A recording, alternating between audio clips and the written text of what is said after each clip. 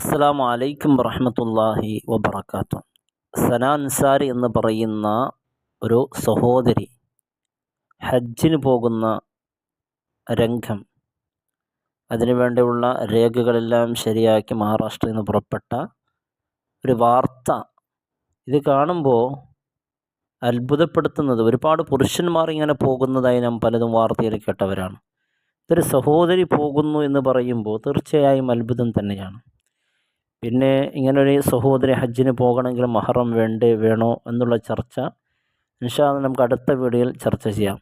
എന്നാൽ ഇവിടെ അത്ഭുതപ്പെടുത്തുന്നത്, ഒരു സഹോദരി ഇങ്ങനെ ഹജ്ജിന് പോകുന്ന സമയത്ത് വലിയ സ്വീകരണമാണ്. പോയ സ്ഥലത്തൊക്കെ വലിയ പൂമാലകളും ഇട്ട് ആ സഹോദരിയെ സ്വീകരിക്കുന്നു. പലരും നമ്മുടെ വീട്ടിലേക്ക് വരണം താമസിക്കാൻ വേണ്ടി എന്ന് പറഞ്ഞുകൊണ്ട് പോകുന്ന അവസ്ഥ. ഇപ്പോൾ ഷിഹാബ് ചോട്ടൂർ പോയി പാകിസ്ഥാനിൽ പോയപ്പോൾ അവിടെ നിർബന്ധിത ഷിഹാബ് ചോട്ടൂർ നടക്കാനുള്ള ആഗ്രഹമൊക്കെ ഉണ്ട്, നടക്കാനുള്ള ആവേശമുണ്ട്. പക്ഷേ പാകിസ്ഥാനിൽ അത് നടന്നില്ല, ഇറാനിലേക്ക് പോയി എന്നുള്ള വാർത്തകളെല്ലാം കേട്ടവരാണ്. ഇനി പാകിസ്ഥാനിലെത്തിയാൽ എന്ത് സംഭവിക്കും? ദുർഘടമായ യാത്രയാണ് ഇറാനിലൂടെ പാകിസ്ഥാനിലൂടെയൊക്കെ. അവിടേക്ക് സന അൻസാരിക്ക് എന്ത് സംഭവിക്കും, എങ്ങനെയാവും എന്ന് ഒന്നും പറയാൻ പറ്റില്ല. എല്ലാം അള്ളാഹുവിൻ്റെ കയ്യിലാണ്. ഇങ്ങനൊരു ധൈര്യം കാണിച്ചത് അത്ഭുതപ്പെടുത്തുന്നുണ്ട്. സന അൻസാരി യാത്ര ഫെബ്രുവരിയിൽ പുറപ്പെട്ടു, യാത്ര തുടർന്നു കൊണ്ടിരിക്കുകയാണ്.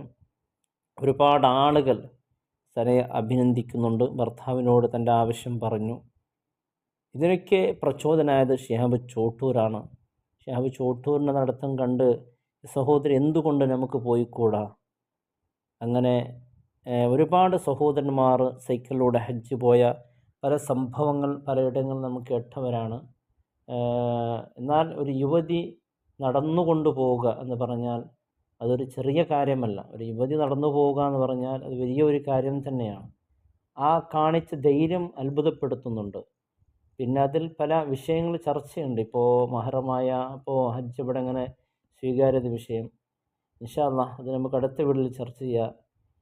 ഈ വീഡിയോ കണ്ടപ്പോൾ എന്നെ അത്ഭുതപ്പെടുത്തി. ഒരു സഹോദരി ഇങ്ങനെ ഇറങ്ങി പുറപ്പെട്ടു എന്ന് പറയുമ്പോൾ, സഹോദരിമാരും പുറപ്പെടുന്നു പറയുന്നത് തീർച്ചയായും അത്ഭുതപ്പെടുത്തുന്ന രംഗം തന്നെയാണ്.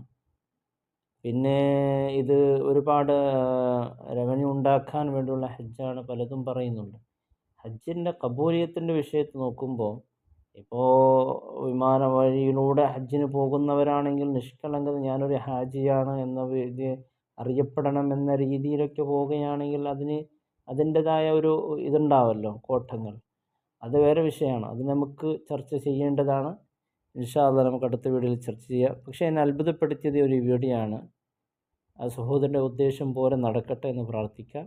ഇൻഷാ അല്ലാഹ്.